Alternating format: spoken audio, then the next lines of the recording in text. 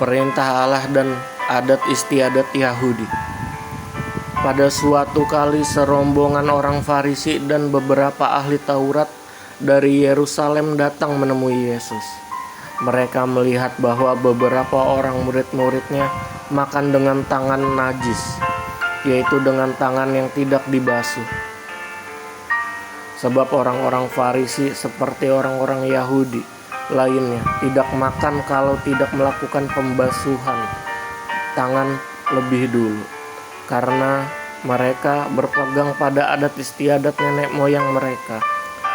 Dan kalau pulang dari pasar, mereka juga tidak makan kalau tidak lebih dulu membersihkan dirinya. Banyak warisan lain lagi yang mereka pegang, umpamanya hal mencuci cawan, kendi, dan perkakas-perkakas tembaga. Karena itu orang-orang Farisi dan ahli-ahli Taurat itu bertanya kepadanya, "Mengapa murid-muridmu tidak hidup menurut adat istiadat nenek moyang kita, tetapi makan dengan tangan najis?" Jawabnya kepada mereka, "Benarlah nubuat Yesaya tentang kamu, hai orang-orang munafik, sebab ada tertulis, bangsa ini memuliakan aku dengan bibirnya, padahal hatinya jauh daripadaku.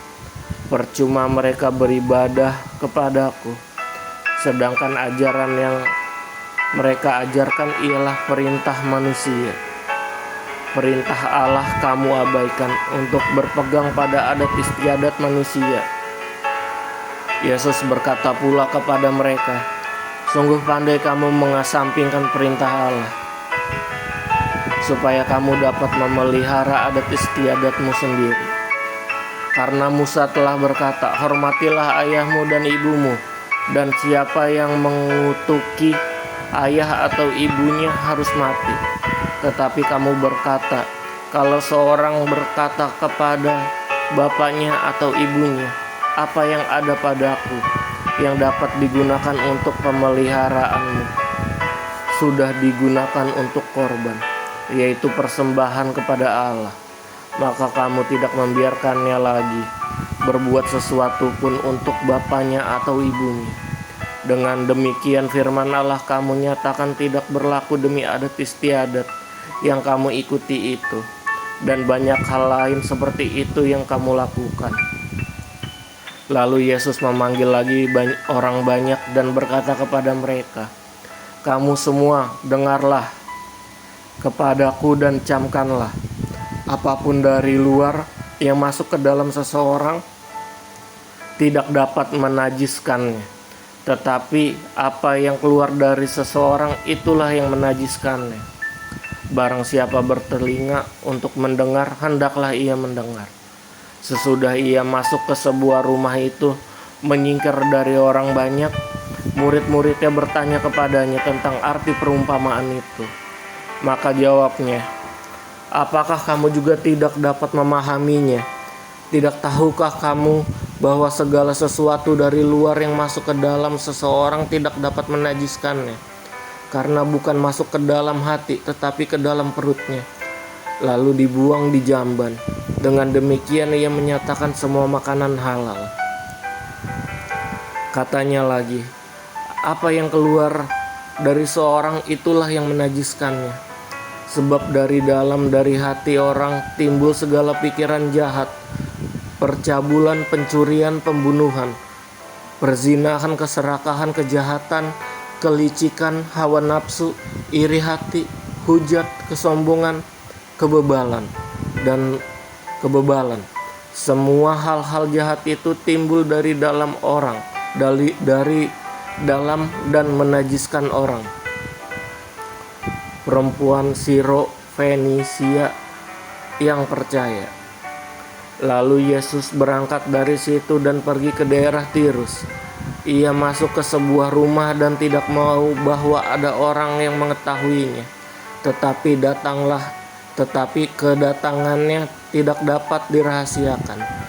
Malah seorang ibu yang anak perempuannya kerasukan roh jahat segera mendengar tentang dia, lalu datang dan tersungkur di depan kakinya. Perempuan itu seorang Yunani, bangsa Siro Fenisia. Ia memohon kepada Yesus untuk mengusir setan itu dari anaknya. Lalu Yesus berkata kepadanya, "Biarlah anak-anak kenyang dahulu, sebab tidak patut mengambil roti yang disediakan bagi anak-anak dan melemparkannya kepada anjing."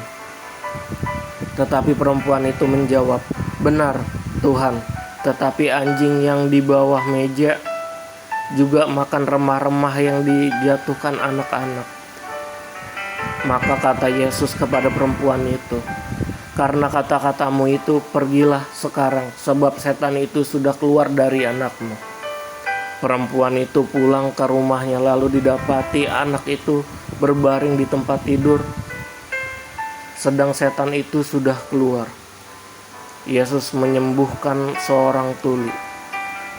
Kemudian Yesus meninggalkan pula daerah Tirus dan dengan melalui Sidon pergi ke Danau Galilea di tengah-tengah daerah Dekapolis. Di situ orang membawa kepadanya seorang yang tuli dan yang gagap dan memohon kepadanya supaya ia meletakkan tangannya atas orang itu.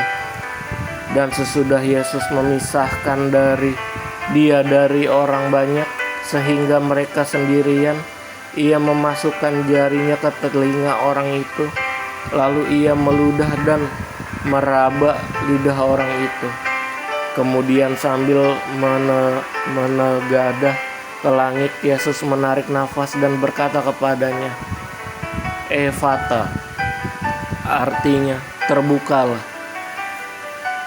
Maka terbukalah telinga orang itu, dan seketika itu terlepas pula lah pengikat lidahnya, lalu ia berkata-kata dengan baik.